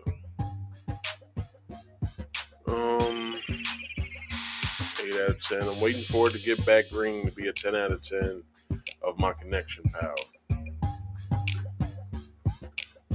before I continue.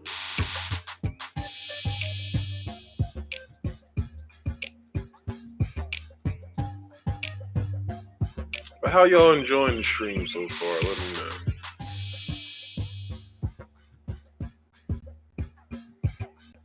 Alright, I'm back green again. Now I'm in the...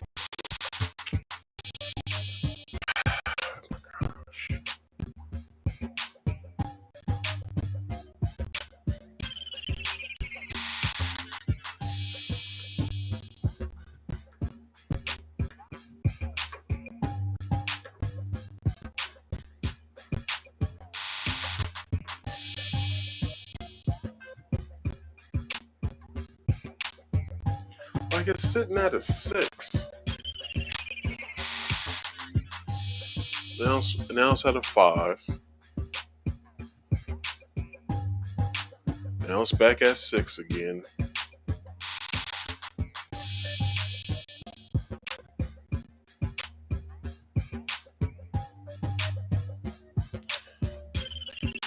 Like, the time to render the frame on my like my overall CPU power that I'm using right now is only at a 47 to 48% load. That's overall. Just of what I'm using on for my OBS, it's only at 13%. So I don't know what the hell is happening right now.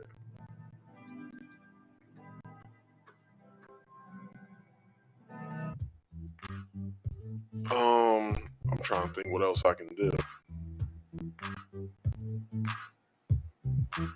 I don't want y'all to have a choppy show. I don't usually do choppy shows.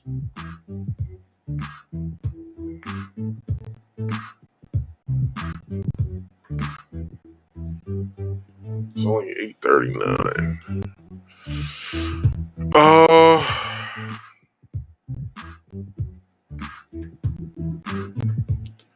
Maybe. Alright, please go back up, because you're at 8 out of 10. And it would help if you get back to 10.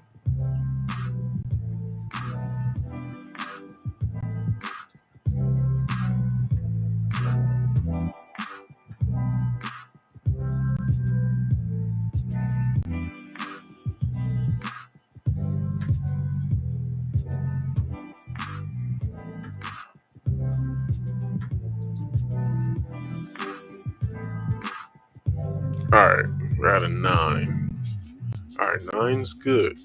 So now let me keep that up so I can keep an eye on it.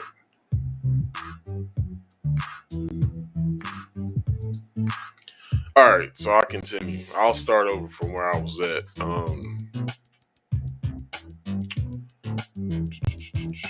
Some social and economic factors. No, I wasn't there. So Sutherland argued that criminal behavior was learned, not an inherited trait. Exposure to crime either through. Let's see. As soon as I start reading the shit, once the. All right. Through relatives or peers gave a youth frustrated with his or her social status a choice to pressure crime or pursue crime. Sorry. These bad influences could be lessened by good relationships with parents, teachers, and employer or the community.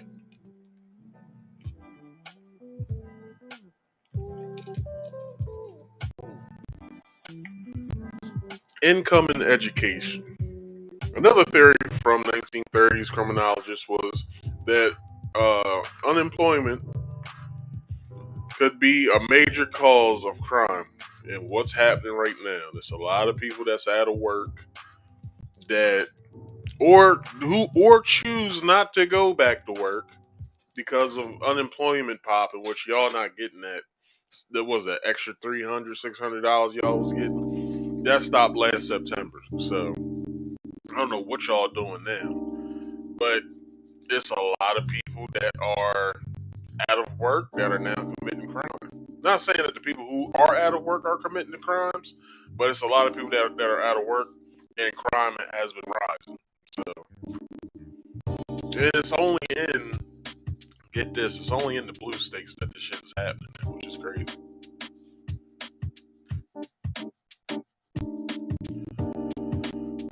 Come on.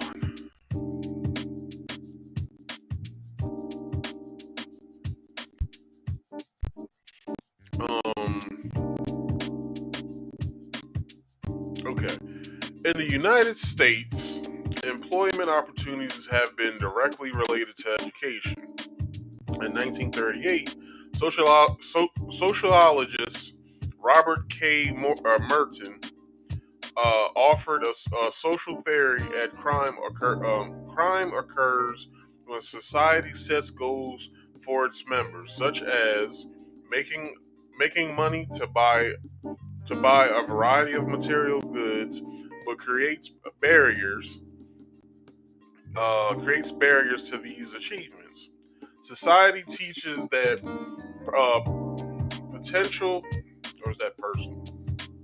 Oh, persistence and hard work lead to personal financial rewards. However, educational opportunities are often limited to those who can afford to attend college. People who do not receive higher education or college degrees are often forced to take lower paying jobs. Some attempt to achieve material success through illegal means. In this sense, social forces can lead a person into crime. The belief that education plays an enormous role in deterring crime led to education programs. I think I just skipped a whole. No, I didn't. Okay, educational programs and job training in prisons. Many correctional systems require inmates to attend classes to gain a basic education. Education and job training not only provide a way to find a job and make a legal living, but potentially places the person into a better social environment once he or she is back in society. Criminologists believe a good job creates social and personal attachments to a person's community that in turn influences whether or not to commit a crime. A person is less likely to commit a crime, even if they will, even will be substantial rewards. Even if there will be substantial rewards, if he or she is tied tied to the community and is respected by its members. People who are employed or working for minimum wage obviously feel a greater need to take risks to support themselves and their families. Studies have shown, however, that once a person uh, begins criminal activity, they may still continue to commit crimes even after getting a good job. Past criminal behavior, it seems, especially if the person was never caught or punished, also influences whether someone will commit more crimes. Which which I would say is true because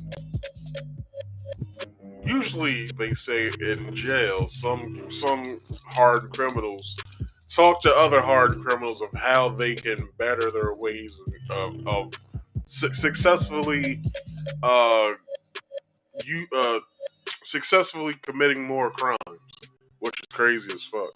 Because how's a motherfucker gonna teach you that's already caught how not to get caught again? That's just beyond me.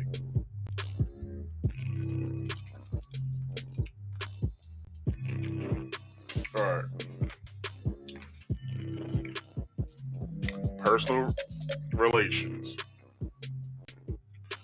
Um, this is named Cleckley. Cleckley's ideas on sociopath sociopathy were adopted in the 1980s to describe a cycle of violence or a pattern found in family histories. Jesus, what is going on, man? This has been at 10 for. It was at 10 for an hour. It just started going crazy. Like, why is it going crazy now? Like, stop with the foolishness, man.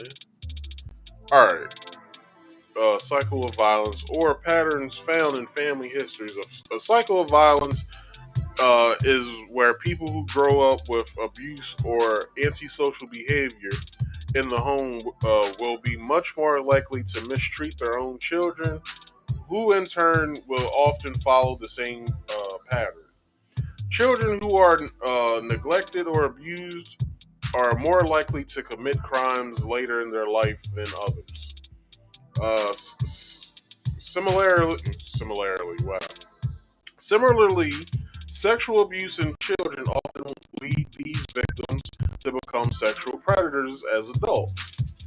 Many inmates on death row have histories of some kind of severe abuse. Now, can we say that for R. Kelly? Can we say that for who else can I name? R. Kelly. Um, well, hell, most of the rappers commit crimes. So, you know, let's just leave it there.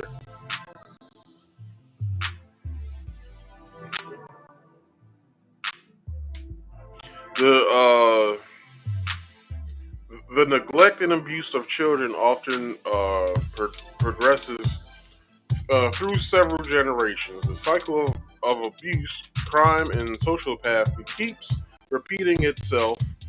The cycle of violence concept based on the quality of early life relationships has its positive counterparts.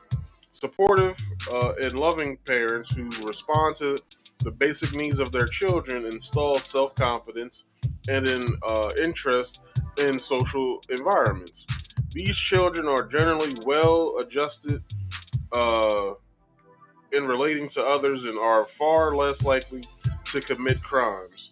By the late 20s, 20th century, the general public has not accepted that criminal behavior is a psychological disorder, but rather a willful action.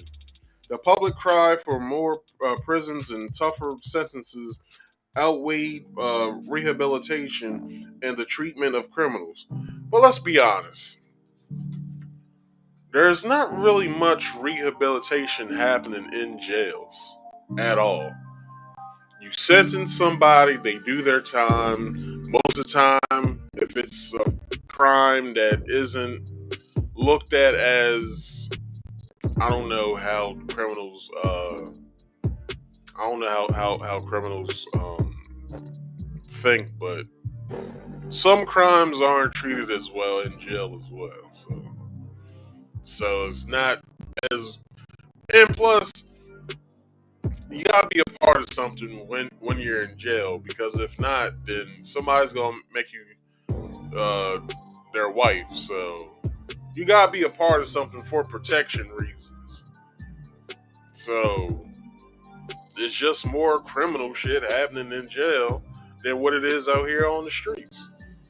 You can ask any person who's ever been, in jail for like 5 to 10 years or something like that. Ask them, like, is jail worse than out here? Like, do more crimes happen in there than it does out here? Some people will say, well, how the hell do more crimes happen in jail than what it does out in the streets? You'll be amazed. One of my favorite comedians, Ali Sadiq. He was in jail. I think for like 8 or 9 years or something like that. And he all like his jokes that he, you know what I'm saying. But you gotta get him in like a convers. You gotta listen to him when he's in a conversation form, like in like an interview, and somebody asks him about like prison and stuff like that, and he'll tell you. So just something for y'all to think about. Researchers in the 21st century, however, continue to look at psychological stress as a driving force behind some crimes. Education. Conforming to Merton's earlier sociological theories, a survey of inmates in the state prisons in the late 1990s showed very low education levels. Many cannot read right above elementary school levels, if at all. The most common crimes committed by these inmates were robbery, burglary, auto theft, drug trafficking, and shoplifting.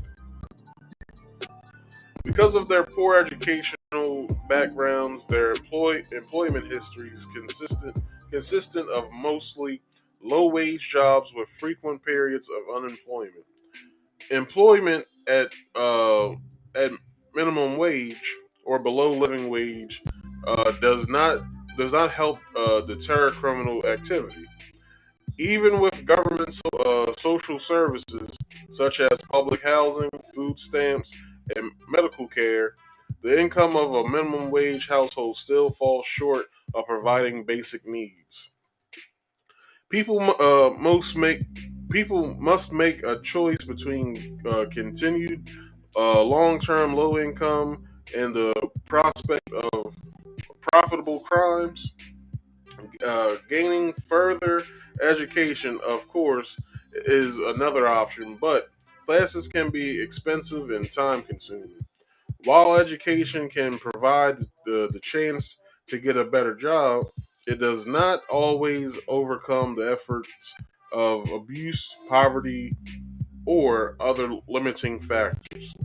Hell, let's look at some of these rich dudes who do crimes, the white collar crimes that they was talking about earlier. But we all know what happens to them. They go to Club Fed where there's golf courses and shit like that.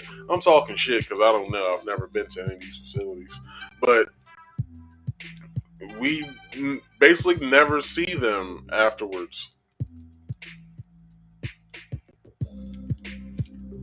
Matter of fact, let's take Martha Stewart. Y'all remember Martha Stewart's story? Got an inside tip for she got an inside tip for the stock market. Wound up being that's illegal. That you can't do that. She wound up doing what, like a year or two, something like that. Comes out, she's probably one of the most popular motherfuckers in the world right now. But you know, things happen. Let's get into peer influences. A person's peer group strongly influences a decision to commit crime. For example, young boys and girls who do not fit into expected standards of academic achievement or participate in sports or social programs can sometimes become lost in the competition. Children of families who cannot afford adequate clothing or school supplies can also fall into the same trap. Researchers believe these youth may abandon schoolmates in favor of criminal gangs, since membership in a gang earns respect and status in a different manner. In gangs, antisocial behavior and criminal activity earns respect and street credibility. Obviously, you can tell this is a white person writing this shit, but let's keep going. Like society in general, criminal gangs are usually focused on material gains. Gangs, however, resort to extortion, fraud, and theft as a means of achieving it. The fear of young people, most likely boys, joining gangs influenced many government projects in the last half of the 20th century, including President Lyndon Baines Johnson's war on crime programs, which we all know Nixon took that up afterwards. Which who was after Nixon? Was it Carter? Was Carter after Nixon? And then it was Reagan, and then George Bush Sr. Look, the war on crime and the war on drugs is just another word for a war on niggas. That's all it means. Because who was during these times? No, Lyndon Baines Johnson. Yeah, Lyndon Baines Johnson served between 1933 and 1963, sorry, to 1969 as president. So I believe Carter is after him, and then Nixon, or is it Johnson, Nixon, Carter, then Reagan? I have no idea, and I'm not about to look this shit up. But anyway, they had their war on crime or whatever, right? Because you can't put a race in front of that, because not just one race does these sort of things. But since we were the ones that was impoverished with the Puerto Ricans and the certain, or I should say, black, certain Hispanic groups and Latino groups were under the thumb of the government at those times, even now, to be honest. Easy access. Another factor many criminologists consider key to making a life of crime easier is the availability of handguns in U.S. society. Many firearms used in crimes are stolen or purchased illegally, bought on what is called the black market. Firearms provided a simple means of committing a crime while allowing offenders some distance or detachment from their victims. Of the 400,000 violent crimes involving firearms in 1998, over 330,000 involved handguns. That's like 75%, yo. Or yeah, it's like 68 to 75%. By the beginning of the 21st century, firearm use was the 8th leading cause of death in the United States. Similarly, the increased availability of free information on the internet also makes it easy to commit certain kinds of crime. Websites provide instructions on how to make bombs and buy poisons. All these information is easily available from the comfort of a person's home. Easy access, however, will not be the primary factor in a person's decision to commit a crime.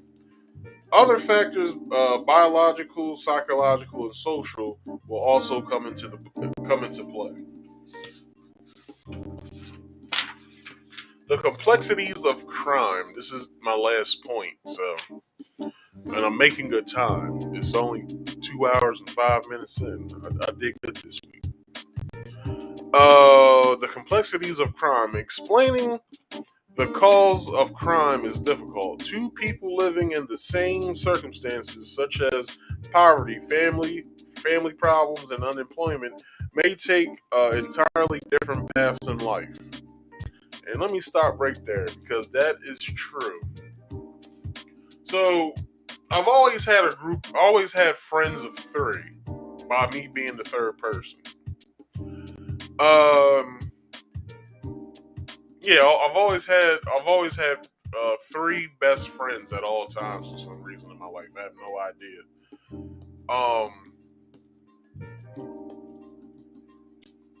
Usually two out of the four, if not three out of the four, if not like one out of the four, usually commit crimes that are my friends. One of my homeboys, when we were 13, he was on house arrest for committing a crime. One of my homeboys, when we was in high school, went to jail for like I think it was two years or something like that. He was only 15 at the time. He was in a max prison. What else? I think that's it. But yeah, usually that happens. We were in the same circumstances. Wouldn't much say poverty for us because all of our moms worked, but at the same time, we understood our surroundings. At least I did. They took a path, and I never thought about taking that path. So that is true. I would say that is true on my part because I didn't get into crime like they did.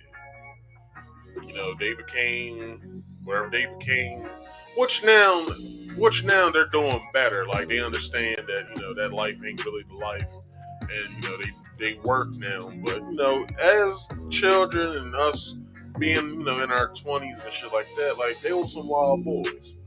You know what I'm saying? But I still got love for them. They still my homies no matter what. So you know what I mean. Shouts out to them if they're watching. A related question to what leads people to commit crimes is what causes some criminals to quit. Some juvenile delinquents stop committing crimes when they become adults. Others stop later in adulthood, like my friends. Leading factors may include changing body chemistry later in adulthood. No, that wasn't it. Such as lowering of testosterone. So I'll read that over again. Leading factors may include changing body chemistry, such as lowering of testosterone, improved employment, or growing family responsibilities, like becoming a parent, which most of them stopped doing crime because they either got married or they had kids. Aging is definitely a factor in crime trends, which some old guys still commit crimes. I don't know what they're talking about. Some attribute the crime drop in the 1990s not just to more prisons or lower unemployment rates, but to the aging of the population. Which we gotta remember who was president in the 90s. Bill Clinton was president, and Bill Clinton had this country popping. I remember growing up, I don't know where the money was coming from, but my mom always, she was a single mother, so she always had money. We always had money to go shopping down there every other weekend. We always had money. My mom always had money to buy like a whole bunch of food and then like sell plates and shit. Like I don't know what it was about the 90s, but it seems like everybody had money back then. And then the 2000s hit, and Bush gets in office, Bush Jr., and that dream left fast. Like I remember not eating some nights when Bush was in office. Like that shit was crazy.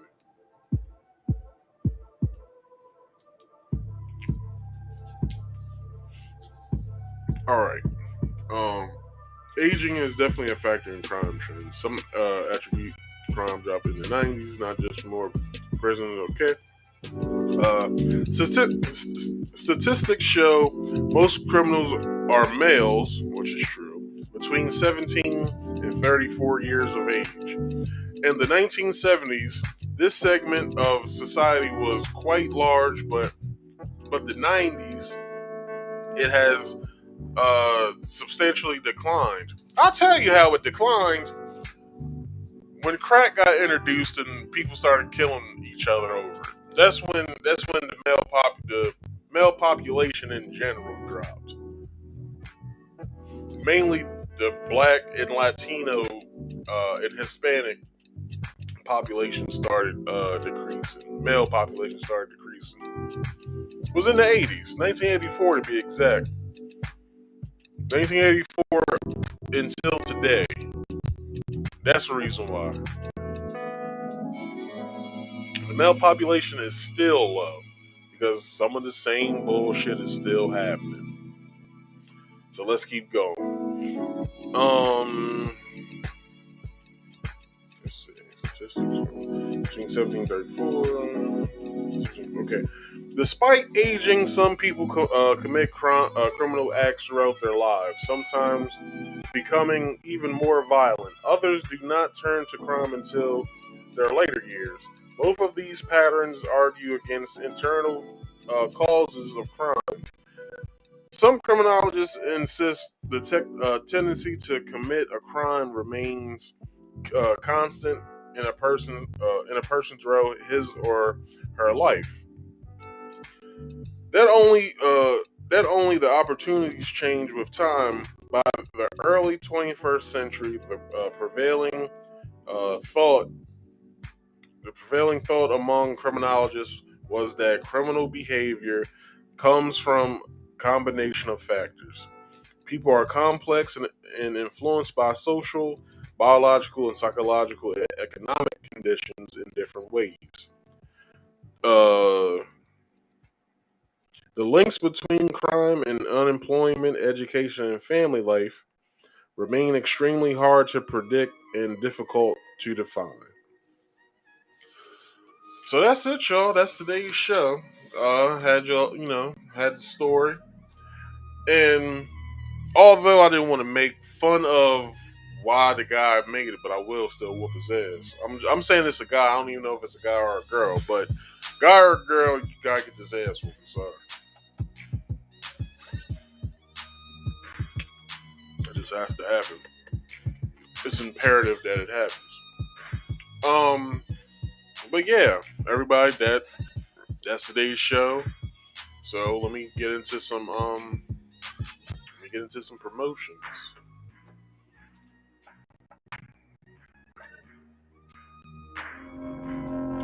All right.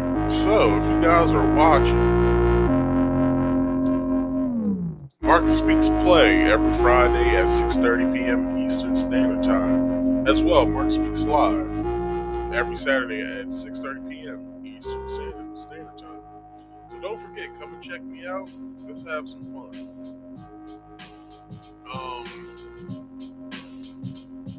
my first YouTube channel, Mark Speaks, which you are watching this beautiful footage on that was messing up the entire time. This is Marcus Speaks, my first channel, my baby. My second channel, Marcus Speaks Play. Go and subscribe. The links are in the description below. Alright? I'm also on Twitch, where I also do gameplay, such as my Marcus Speaks Play channel here on YouTube. If you're more comfortable with Twitch, I'm over there at Twitch as well at Marcus Speaks Play. All one word. Streaming live using richstream.com. To YouTube, and I believe it says Facebook. I didn't see the video. But if the video is being shown there on Facebook, it will be brought down. But the link is in its place.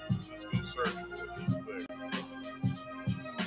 If you have any sort of game recommendation, show recommendation, story recommendation, any sort of recommendation or ideas that you guys have, please leave them either in the live chat when I go live, in the comment section, any of my videos comment section in the replay, or you can hit me up in my DMs on social media. And the way you can find me is on Instagram at marcus.speaks.podcast, at Facebook at Marcus Speaks, which is my personal page. My group page is Marcus Speaks Podcast. You can find that either in your address bar at www.facebook.com/Marcus Speaks PC. Capital M and Marcus, capital S and Speaks, and capital PC when you go search. Or in the search bar on Facebook, type in Marcus Speaks Podcast. You should be able to find me. I'm also on Twitter at Marcus Speaks Podcast. I'm pretty sure the way you can find me is Marcus Speaks 25. Right? So, check out those links of everything that I just spoke of. My both YouTube links are in the description. Which is there as well as my social media. So don't be shy. Go hit all of those links. Follow, subscribe, do what you gotta do, alright? If you can, like this video, share this video as well. Share my channels on your social media. Okay, get the word out that this is handsome debonair guy doing a podcast every Saturday that you just have to watch. Alright? And also, hit that bell icon so you can immediately get all of my notifications once I go live. Alright? And don't be shy. When I go live, hit that chat. Alright? Talk to me. If not in the replay, watch this. Let me know in the comment section what you think. Alright? If there's anything disrespectful, just keep it like it's not gonna be. But anyway, that's been today's show. I'm extremely low on. Anyway, I'm getting out of here. What the hell? Alright, I thank y'all for watching. I'll check y'all out next week.